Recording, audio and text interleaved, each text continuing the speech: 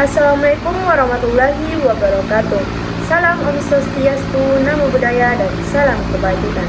Baik, izinkan saya memperkenalkan diri. Perkenalkan, nama saya Nurul Nisa dengan NIM 24008501015 dari Universitas Negeri Makassar, Fakultas Matematika dan Ilmu Pengetahuan Alam, jurusan Biologi. Di sini saya akan menjelaskan mengenai pengertian Pancasila sebagai filsafat. Pancasila sebagai filsafat atau dikenal filsafat sebagai Pancasila, yang berarti berpikir secara filosofis, berpikir secara mendalam, radikal, dan komprehensif.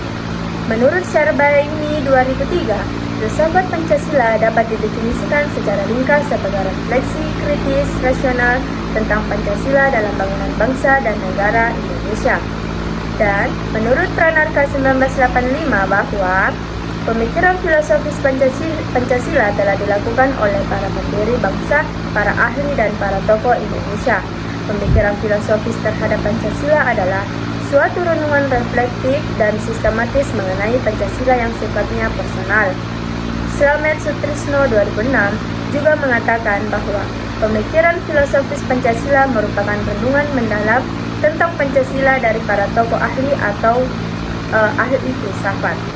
Dalam sejarah pemikiran filosofis Pancasila sudah cukup banyak ahli atau para tokoh yang menjelaskan isi Pancasila secara filosofis seperti Tir Soekarno, Muhammad Yamin, Muhammad Hatta.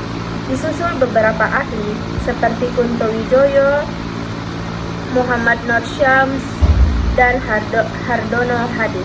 Bahkan Presiden kedua Indonesia Soeharto dalam buku Pandangan Presiden Soekarno dalam Pancasila 1976 mengatakan bahwa pemikiran filosofis mengenai Pancasila meskipun untuk sebagian dipengaruhi pula oleh pemikiran yang sifatnya ideologis politis. Pancasila yang terdiri atas 5 sila pada hakikatnya merupakan sistem filsafat. Yang dimaksud sistem filsafat adalah suatu kesatuan bagian-bagian yang saling berhubungan, saling bekerjasama untuk tujuan tertentu dan secara keseluruhan merupakan suatu kesatuan yang utuh. Sila-sila Pancasila yang merupakan sistem filsafat pada hakikatnya merupakan suatu kesatuan organis, artinya antara sila-sila Pancasila itu saling berkaitan, saling berhubungan, saling bekerjasama, dan saling berkaitan, yaitu pemikiran tentang manusia yang berhubungan dengan Tuhan, dengan diri sendiri, dengan sesama, dengan masyarakat bangsa yang nilai-nilai itu dimiliki oleh bangsa Indonesia. Mengenai inti sila-sila Pancasila, yang pertama, Tuhan, yaitu sebagai kuasa. Yang kedua, manusia, yaitu makhluk individu dan makhluk sosial. Yang ketiga, satu, yaitu kesatuan memiliki kepribadian sendiri. Yang keempat, rakyat, yaitu unsur mutlak negara harus bekerja sama dan bergotong royong.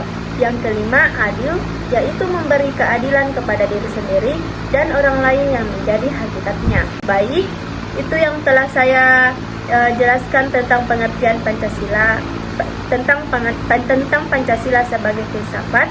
Kurang dan lebihnya mohon dimaafkan. Wabillahi taufiq wal hidayah. Wassalamualaikum warahmatullahi wabarakatuh.